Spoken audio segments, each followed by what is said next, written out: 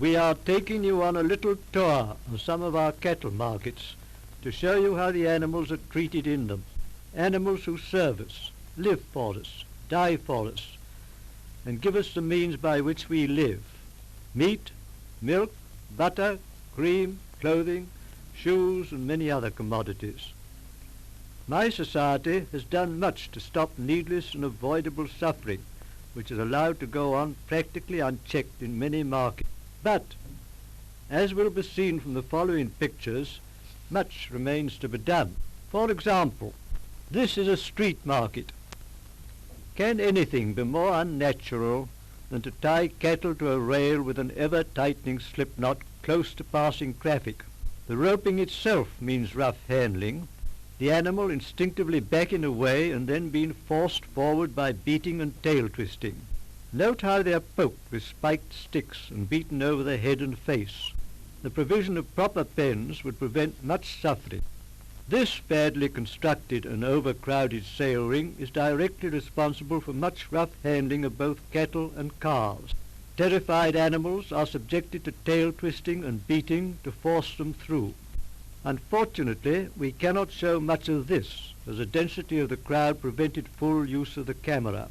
Moderate-sized rings for cattle and drovers only, surrounded with tiers of steps for the buyers, would greatly reduce the rough handling.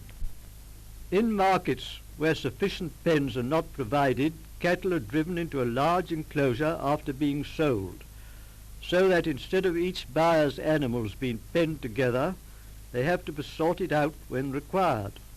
Very often, in the process, the beasts are subjected to much beating and prodding. This picture, showing the sticks in use, tells its own tale. Much of this could be prevented by the erection of suitable pens. Equipment for handling sheep is often very inadequate. These pens have only one gate instead of two or more. You see the result in the treatment accorded unfortunate sheep placed in the wrong pen. These docile creatures, perhaps because of their utter helplessness, are frequently treated with the utmost brutality. Here you see loading as it should be.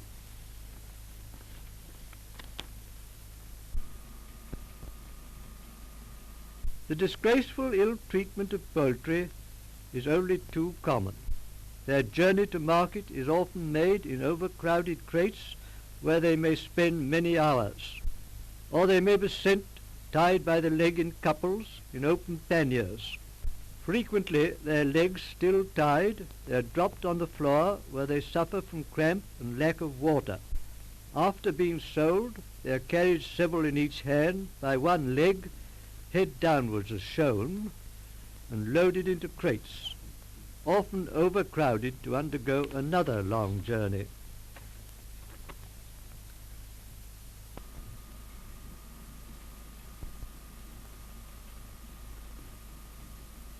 In markets where no unloading ramps are provided, it is a common sight to see pigs handled in this manner, the entire weight of the animal being suspended by the ears and tail.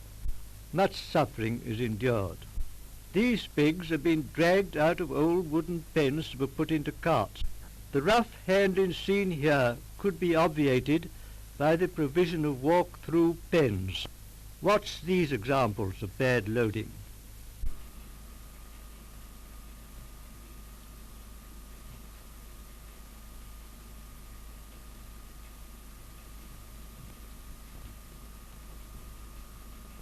One of the most distressing sights seen in our markets is the treatment of dairy cows and their calves. Often cows suffer great distress through urgent need of milking, with their calves muzzled. The reason for this is to show the cow as a good milker.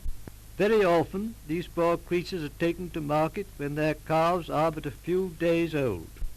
Could there be anything more horrible in the way of senseless and inhuman brutality? We pride ourselves in being animal lovers, but many people will find it difficult to believe that these are a daily occurrence in many of our markets. Small cows with ropes either round the nose or round the neck are unloaded from carts, and when they fall are cruelly dragged away. Surely So long as we allow these small and helpless creatures to be exposed for our benefit in a market, the least we can do is to see that they have covered accommodation and are handled in a humane way.